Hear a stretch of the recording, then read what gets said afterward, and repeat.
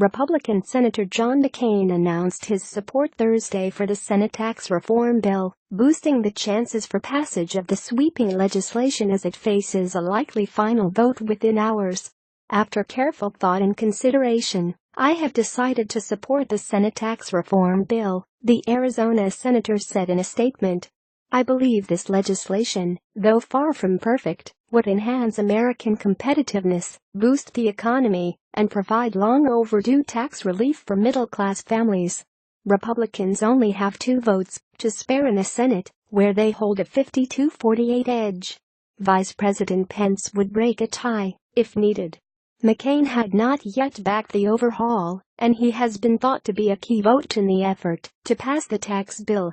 Other Republicans who have not publicly said whether they will vote for the final bill include Steve Daines of Montana, Ron Johnson of Wisconsin, Susan Collins of Maine, Bob Corker of Tennessee, Jeff Flake of Arizona, and Jerry Moran of Kansas and Marco Rubio of Florida. On Thursday, even as he announced his support, McCain expressed concerns about the bill, including its impact on the deficit. Still, he said he believes the bill's net effect on our economy would be positive. "This is not a perfect bill, but it is one that would deliver much-needed reform to our tax code, grow the economy, and help Americans keep more of their hard-earned money," McCain said. The tax overhaul cleared a key procedural hurdle in the Senate on Wednesday on a 52-48 party line vote, allowing senators to start debate on the legislation. Ahead of the floor vote, President Trump traveled to Missouri to rally support for the bill and pressure Congress. Senate takes up tax reform. "Here's what the plan looks like. Now comes the moment of truth," the president said during a rally in St. Louis. "In the coming days, the American people will learn which politicians are part of the swamp and which politicians want to drain the swamp." As it stands, the Senate's tax overhaul plan is different from that of the House's version. The 2 chambers would need to come together on a unified piece of legislation to advance to President Trump's desk.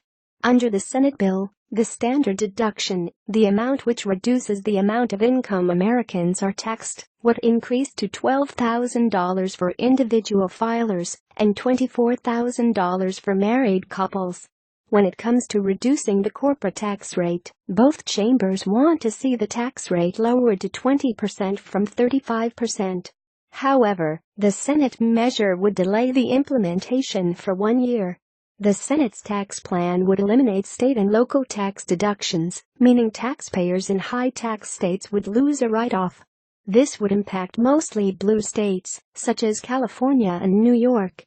The Senate's tax plan also includes a repeal of the individual mandate, the Obamacare requirement for Americans to have health care. The Senate tax reform measure would leave the mortgage deduction pretty much alone, capping it at $1 million. The House plan, on the other hand, would drastically reduce the cap on the popular deduction to mortgage interest to $500,000.